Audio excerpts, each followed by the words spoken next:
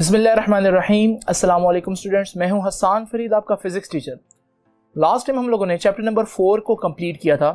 आज हम chapter number 4 के एक्सरसाइज के शॉर्ट क्वेश्चन स्टार्ट करेंगे। तो आइए स्टार्ट करते हैं आज का lecture.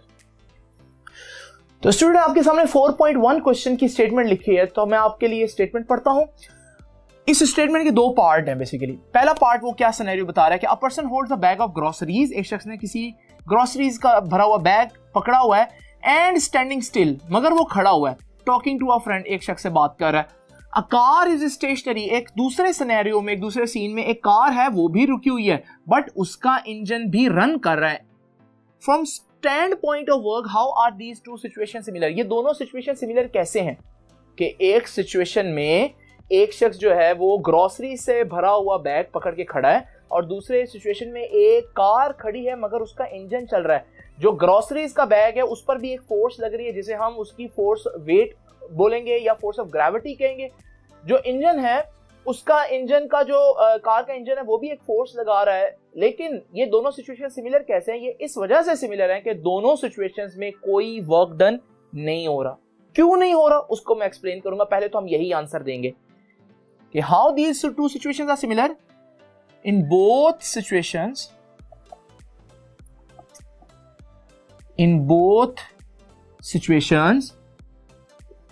no work is done. यही सिमिलैरिटी है, यही खास बात है दोनों में। और उसके बाद मैं एक्सप्लेन करूंगा कि क्यों नहीं हुआ वर्क डन। तो फिर मैं दूंगा रीजन। वी नो दैट, हमें मालूम है कि what is work done. Work done is the product of force and displacement. Although उन दोनों सिचुएशन में फोर्स लग रही है, एक में इंजन की फोर्स लग रही है, एक पर ग्रेविटी की फोर्स लग रही है, लेकिन ना वो शख्स मूव कर रहा है ना वो कार मूव कर रही है। So what is the displacement? कोई डिस्प्लेसमेंट कवर नहीं हुआ। सो भले जितनी मर्जी फोर्स लग रही हो, डिस्प्लेसमेंट जीरो होने की वजह से वर्क कितना हुआ? कोई वर्क नहीं। और हम लोगों ने इस चैप्टर के स्टार्ट में पढ़ा था कि फिजिक्स में वर्क तब तक नहीं हो सकता जब तक कि डिस्प्लेसमेंट कवर ना हो। तो यहां पर वर्क क्या होगा? वर्क जीरो होगा। तो फिर हम कहेंगे कि from the standpoint of view, standpoint of work, these two situations are similar. ये दोनों सिचुएशंस बिल्कुल सिमिलर बनती हैं क्योंकि दोनों में वर्क नहीं हो रहा, बिकॉज ऑफ जीरो वर्क। अब जरा देखते हैं नेक्स्ट स्टेटमेंट 4.2 की। ये देखिए जी, 4.2 में क्या कहता है? Calculate the work done in kilojoules. Kilojoules में वर्क फाइंड आउट करना है। पहले जूल्स में निकाल लेंगे, फिर किलो जूल्स तो हम कर ही लेंगे। जरा डाटा देखें हमें क्या दिया हुआ है। डाटा कुछ इस तरह से दिया हुआ है। मास ऑफ 10 kg, और हमें बताया हुआ है through a vertical height of 10 metres. Height है 10 मीटर्स, और जो चीज उसने नहीं बताई, हमें मालूम है कि वो g है, और g भी 9.8 मीटर पर सेकंड स्क्वायर होता है। अब हम उस चीज को ऊपर को लेकर जा रहे हैं, तो उसमें हमारे पास वर्क लगेगा, लेकिन वो वर्क जो है वो किसके बराबर होगा? क्योंकि ऊपर जा रहे हैं तो work he change in potential energy होगी। अब पोटेंशियल एनर्जी का फॉर्मूला तो mgh होता है। सो वैल्यूज पुट करते हैं। m है 10, g है 9.8, हाइट है 10। आपके पास आंसर आ जाएगा 980 जूल्स। बट आपको मालूम है कि उसने बोला किस में निकाले आंसर? किलो जूल्स में। तो फिर हमें क्या करना पड़ेगा? किलो में जब भी जाना होता है तो फिर आपको 1000 से डिवाइड करना पड़ेगा। अब ये आएगा आंसर किस में? किलो जूल्स में, और आंसर आएगा 0.98। इसको 1000 से डिवाइड करके 0.98 किलो जूल्स वर्क होगा। बड़ा सिंपल सा क्वेश्चन था। अब जरा देखते हैं 4.3 क्वेश्चन को। ये जरा टेक्निकल है। A force F acts through a distance L. The force is increased to 3F. पहले फोर्स कितनी थी? F थी, बाद में बढ़कर 3F होगी। और जो 3F वाली फोर्स है, जो नई फोर्स है, वो एक्ट कर रही है through a distance for the distance of 2L। पहले फोर्स FL डिस्टेंस से लगी, फिर 3F 2L तक। Draw the work diagram to scale. Work diagram यानी कि फोर्स डिस्प्लेसमेंट ग्राफ। किस ग्राफ का एरिया वर्क के बराबर था? आपको याद होगा पहले लेक्चर में हमने पढ़ा था फोर्स डिस्प्लेसमेंट ग्राफ। तो मैं यहां पर आपके सामने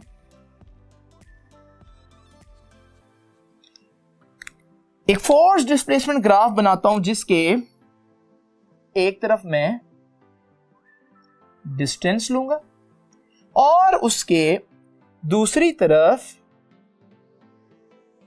मैं फोर्स लूंगा।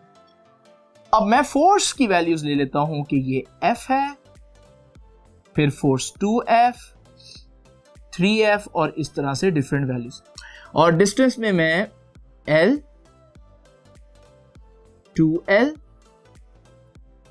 3L, 4L इस तरह से ले लेता हूं। अब जरा तवज्जो कीजिएगा, इस सिनेरियो को हम जरा ग्राफ के ऊपर बनाते हैं। पहले वो कह रहा है कि फोर्स F लगी डिस्टेंस L तक, फोर्स F लगी डिस्टेंस L तक। तो हमारा जो ग्राफ आएगा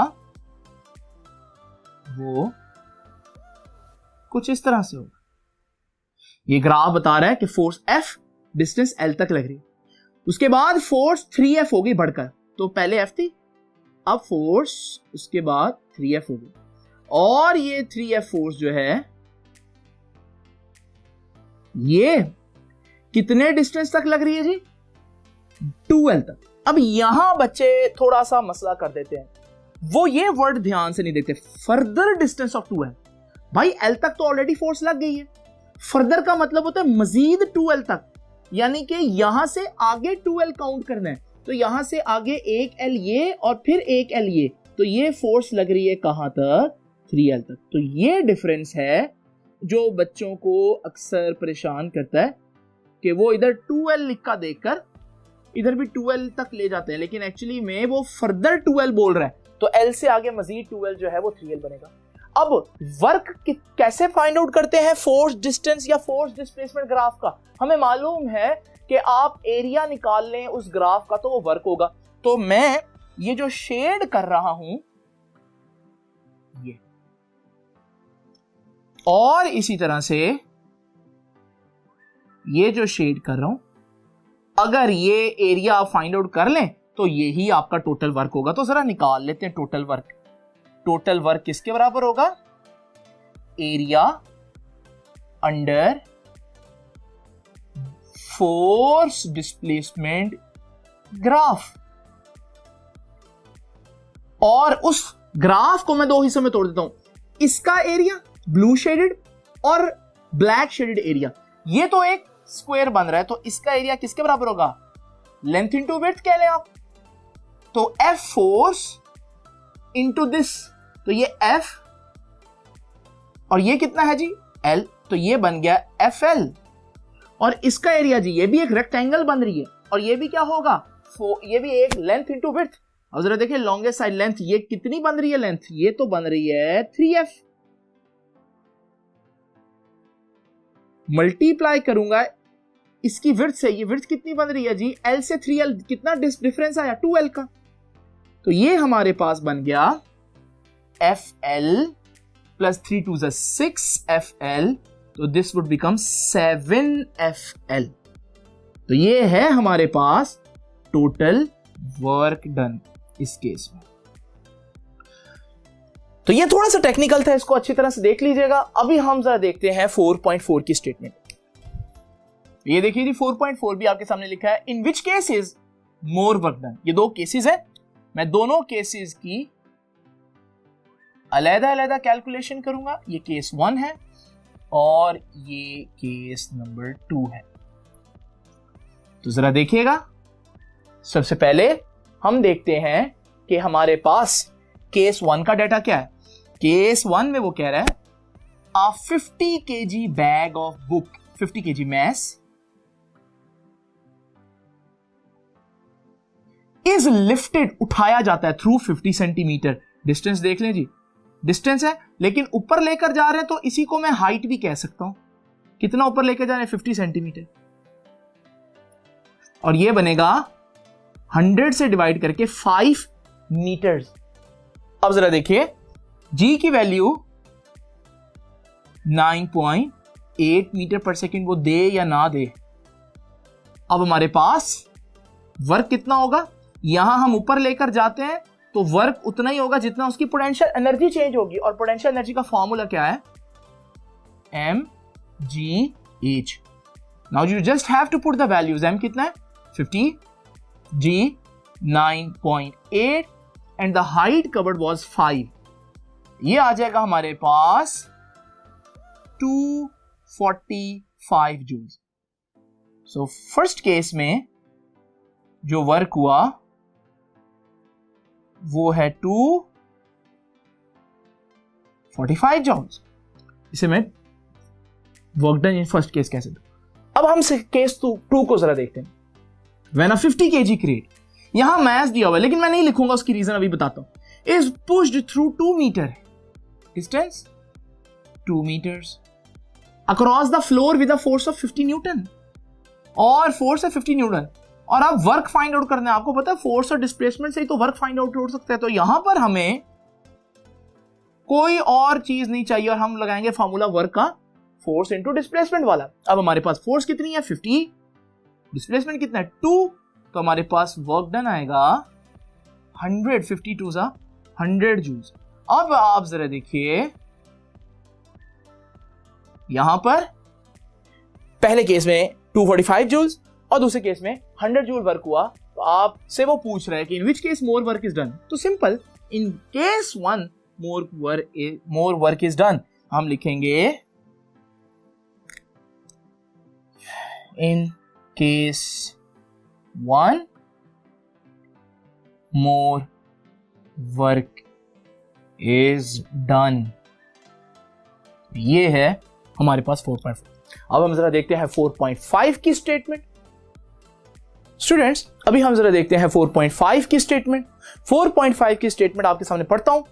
an object has 1 joule of potential energy, explain what does it mean. एक ऑब्जेक्ट के पास 1 जूल ऑफ पोटेंशियल एनर्जी है। इसका क्या मतलब है, आपको मालूम है अगर किसी चीज के पास, जैसे इस मार्केट के पास एनर्जी है, अगर मैं इसको छोड़ूं तो ये खुद ब खुद नीचे जाएगा। इट मींस कि इसके पास एबिलिटी है वर्क करने की। तो यही एनर्जी की डेफिनेशन थी। तो अगर हम कहें कि किसी चीज के पास 1 जूल पोटेंशियल एनर्जी है, इसका मतलब है कि अगर आप उसको अलाउ करें तो वो आपको 1 जूल वर्क करके दिखा सकता है। तो यही इसका मतलब हुआ कि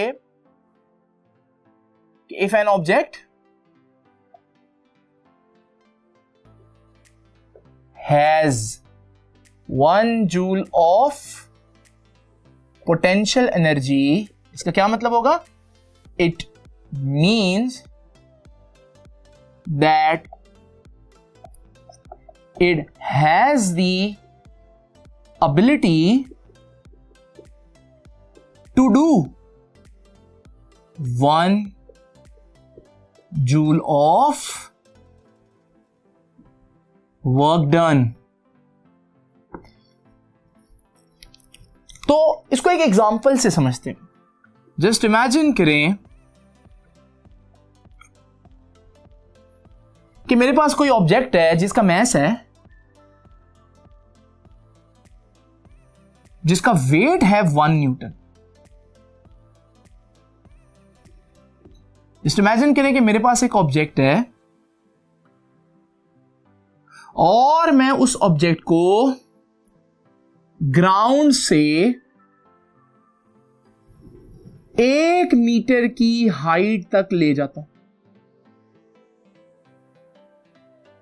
और मुझे जो फोर्स लगानी पड़ी उस पर वो है 1 न्यूटन। जरा देखते हैं वर्क कितना होगा। फोर्स इंटू डिस्टेंस, फोर्स कितनी है 1 न्यूटन, डिस्टेंस कितना है 1 मीटर, तो वर्क कितना आया 1 जूल। इसका मतलब हम कह सकते हैं कि अगर आप किसी ऑब्जेक्ट पर 1 न्यूटन फोर्स लगाकर उसको 1 मीटर तक हाइट पर ले जाएं तो उसके पास कितनी एनर्जी होगी 1 जूल। और फिर जब आप उसको छोड़ेंगे तो वो आपको कितना वर्क करके दिखा सकेगा 1 जूल। तो इसका मतलब if an object is displaced to a height of 1 meter by a force of 1 Newton, it will now have 1 joule of potential energy। और फिर जब इसके पास 1 जूल ऑफ पोटेंशियल एनर्जी होगी, इसका मतलब है कि वो 1 जूल वर्क करके भी दिखा सकेगा जब आप उसको छोड़ेंगे। आइए जरा देखते हैं 4.6 की स्टेटमेंट। स्टूडेंट्स अब देखें जरा हमारे पास 4.6 की स्टेटमेंट को। ये कहते हैं कि a ball of mass m is held at a height h1 above the table. कि एक बॉल है जिसको हमने टेबल से ऊपर हाइट h1 पर रखा हुआ है। टेबल की जो अपनी टॉप है वो ग्राउंड से h2 पर है।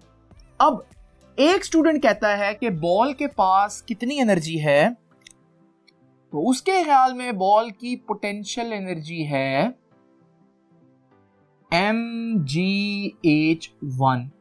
जबकि एक और शख्स से जब पूछा जाता है कि इस बॉल की पोटेंशियल एनर्जी कितनी होगी, तो वो कहता है कि ये होगी mgh1 प्लस h2। और अब वो हमसे पूछ रहा है कि हु इज करेक्ट, इनमें से कौन सही है।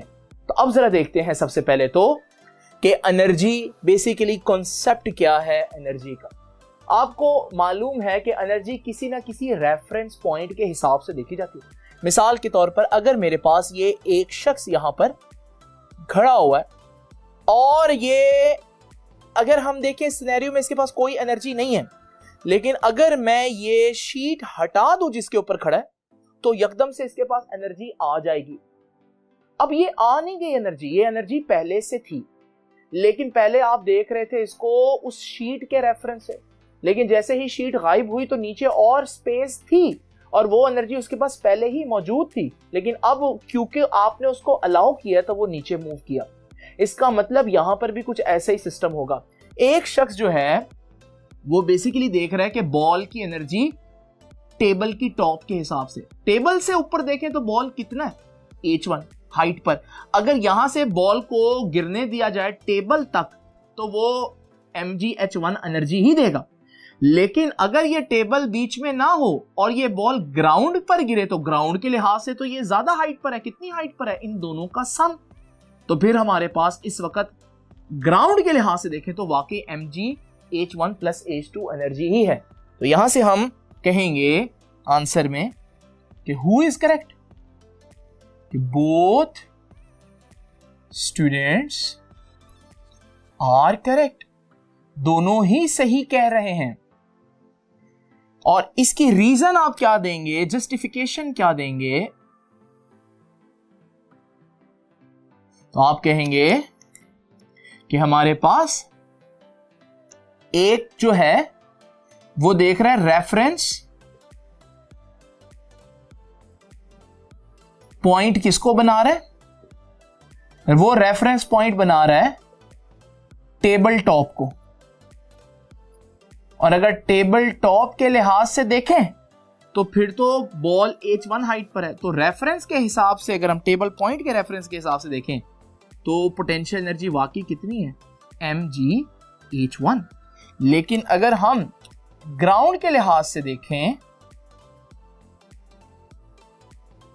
तो फिर रेफरेंस पॉइंट ग्राउंड हो गया,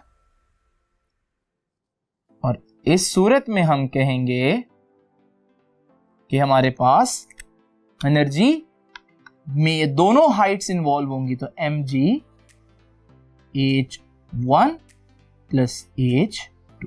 इसका मतलब बोथ स्टूडेंट्स आर करेक्ट, सिर्फ उनके रेफरेंस पॉइंट डिफरेंट है। आइए अब जरा देखते हैं 4.7 को। When a rocket re-enters the atmosphere, its nose cone becomes very hot. जब रॉकेट वापस एटमॉस्फेयर में आता है तो उसकी जो कोन है वो बहुत गर्म हो जाती है। Where does this heat energy comes from? वैसे जब रॉकेट वापस आता है तो वो पूरा का पूरा वापस नहीं आता, क्योंकि रॉकेट जो है वो स्टेजेस में आहिस्ता आहिस्ता अपने फ्यूल टैंक्स वगैरह जो है वो रिलीज करता रहता है। बहरहाल रॉकेट जितना भी पूरा आए या आधा हिस्सा आए, जितना भी वापस आएगा हमारे एटमॉस्फेयर में, जब वो वापस एंटर होगा तो 3 चीजें हमारे एटमॉस्फेयर में बहुत ज्यादा तादाद में हैं। और वो 3 चीजें कौन कौन सी हैं? उनमें वाटर वेपर्स हैं, उनमें डस्ट पार्टिकल्स हैं और उसमें एयर मॉलिक्यूल्स हैं।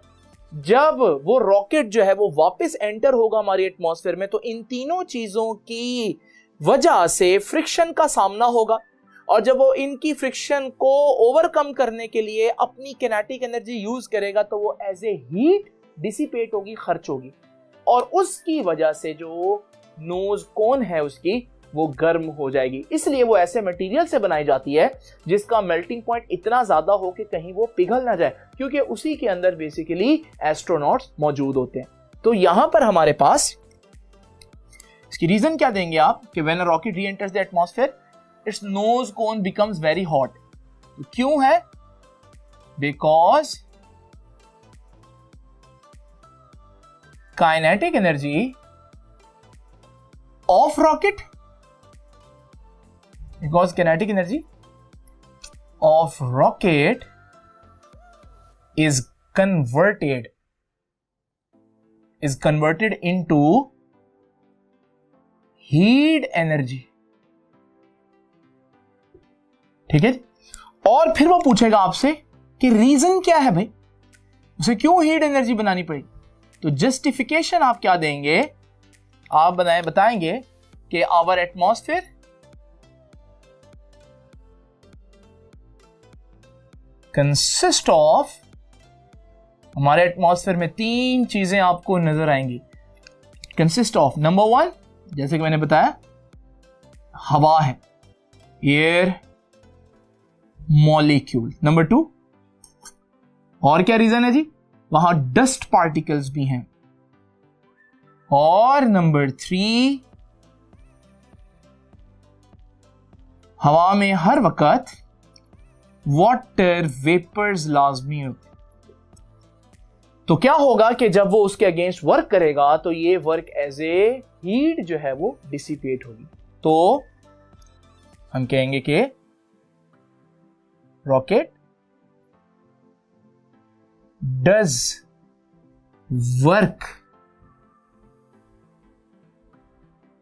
वर्क टू ओवरकम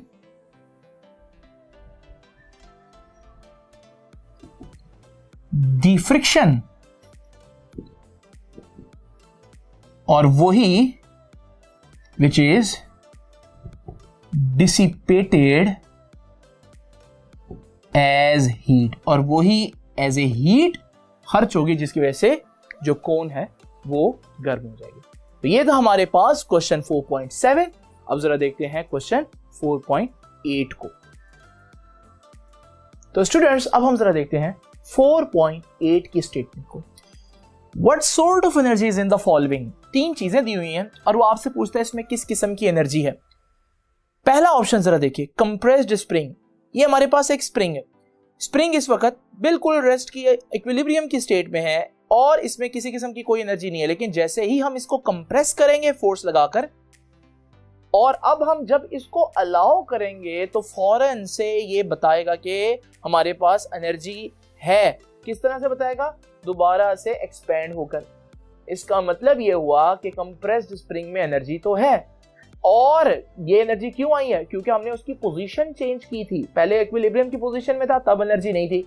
वो कौन सी एनर्जी है जो इक्विलिब्रियम जब किसी चीज की पोजीशन चेंज करें तो हमारे पास वो स्टोर हो जाए? वो एनर्जी है potential energy.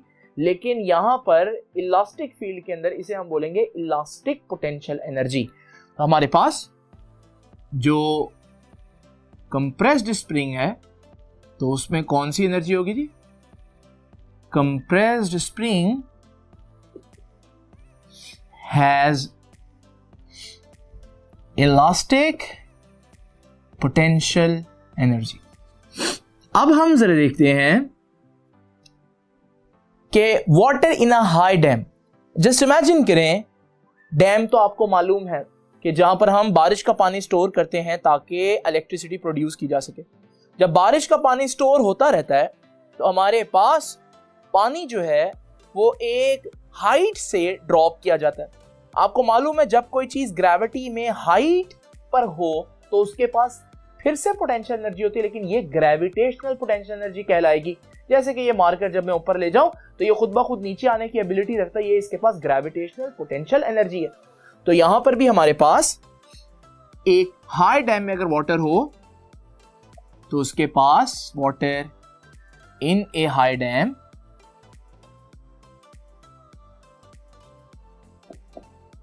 so water in a high dam has gravitational potential energy। अब तीसरी चीज है मूविंग कार। तो मूविंग कार के बारे में भी आप लोग जानते हैं कि मूविंग कार के पास वेलोसिटी है, स्पीड है, और किनेटिक एनर्जी का फार्मूला होता है हाफ mv²। जब किसी चीज के पास स्पीड हो इसका मतलब उसके पास किनेटिक एनर्जी होती है। तो हमारे पास जो पॉइंट सी है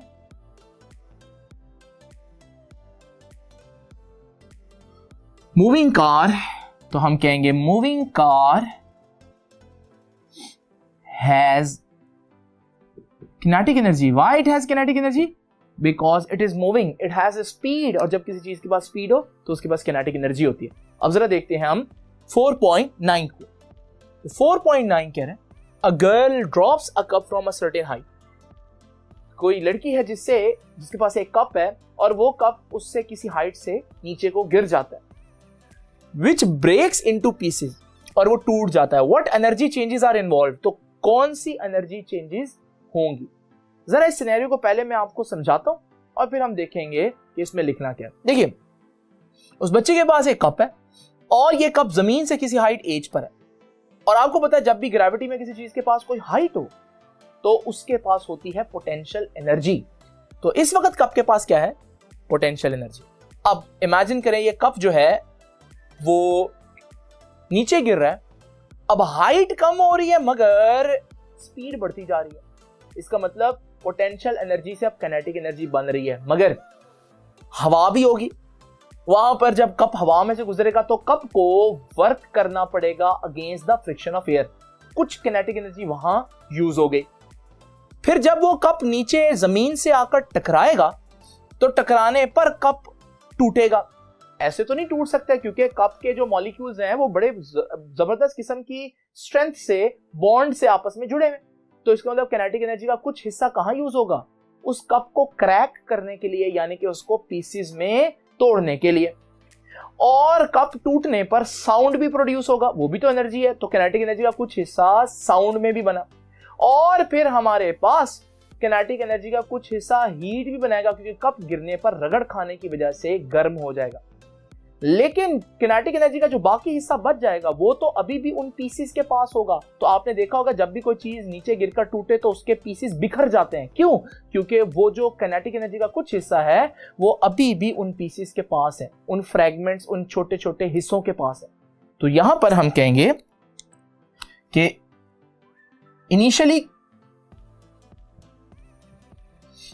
इनिशियली कप के पास कौन सी एनर्जी है? Potential energy. Initially cup has potential energy, gravitational potential energy. अब जब वो गिरेगा तो when it falls down potential energy is converted into kinetic energy. अब वो उसकी पोटेंशियल एनर्जी किसमें चेंज होगी? Is converted into kinetic energy. और फिर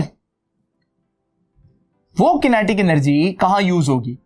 kinetic energy is used in, अब जैसे मैंने बताया कि हवा में से जब गिर रहा होगा तो वहां यूज होगी, तो is used in doing work against air friction. और कहां यूज होगी? जैसे कि मैंने बताया कि जब वो गिरेगा तो टू ब्रेक द कप। और कहां यूज होगी जी? जब वो गिरेगा, टूटेगा तो साउंड प्रोड्यूस होगा, टू प्रोड्यूस साउंड। रगड़ की वजह से कप गर्म हो जाएगा टू प्रोड्यूस हीट। ये सारी जगहों पर किनेटिक एनर्जी कहीं ना कहीं यूज होती रही। अब जो बाकी बच जाएगी वो क्या हो जाएगी, वो उन हिस्सों के किनेटिक एनर्जी बन जाएगी जिससे वो हिस्से बिखर जाएंगे। तो हम कहेंगे रिमेनिंग kinetic energy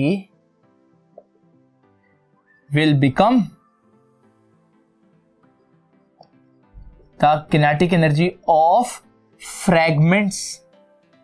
तो वो उन हिस्सों की, कप के जो छोटे छोटे टुकड़े होंगे उनकी किनेटिक एनर्जी बन जाएगी। तो ये है वो एनर्जी चेंजेस जो कप के गिरने से कप के टूटने तक होंगी। अब जरा देखते हैं लास्ट क्वेश्चन को। ये क्वेश्चन पिछले क्वेश्चन से बिल्कुल मिलता जुलता है। जरा देखते हैं जी इसकी स्टेटमेंट को। A boy uses a catapult, catapult बोलते हैं गुलेल को, to throw a stone which accidentally smashes a greenhouse window. शीशे पे लगता है और शीशा टूट जाता है। यहां भी वो यही कह रहा है कि list the possible energy changes. यहां मैं सिर्फ एक्सप्लेन करूंगा क्योंकि इसका आंसर बिल्कुल आप लोगों ने लास्ट क्वेश्चन जैसा लिखना है। सिर्फ फर्क ये है कि वहां कप आता था और यहां पर गुलेल से ग्लास तोड़ रहे हैं तो ग्लास आएगा। अब जरा देखें, सबसे पहले उस बच्चे के पास अगर गुलेल है तो गुलेल से जब वो पत्थर को खींचेगा तो इस वक्त पत्थर के पास कौन सी एनर्जी है, इलास्टिक पोटेंशियल एनर्जी। अब जैसे ही ये पत्थर उसके गुलेल से निकलेगा ये जाकर सीधा उसकी विंडो पर लगेगा और जब ये उसकी विंडो पर लगेगा तो इसकी विंडो तोड़ने के लिए कुछ एनर्जी यूज होगी और जब विंडो टूटेगी तो साउंड के लिए कुछ एनर्जी यूज होगी और फ्रिक्शन के अगेंस्ट वर्क करने के लिए एनर्जी यूज होगी और जो बाकी किनेटिक एनर्जी है वो विंडोज के जो पार्ट्स होंगे, जो हिस्से होंगे टूटे हुए, उनको मिल जाएगी। तो सेम चीज है जिस तरह से क्वेश्चन नंबर 4.9 था, इसी तरह से 4.10 है। फर्क सिर्फ इतना है कि यहां पर हमारे पास 4.10 में जो कप है उसकी जगह आपने विंडो का जिक्र करना। तो ये थे हमारे पास एक्सरसाइज के शॉर्ट क्वेश्चन। नेक्स्ट टाइम हम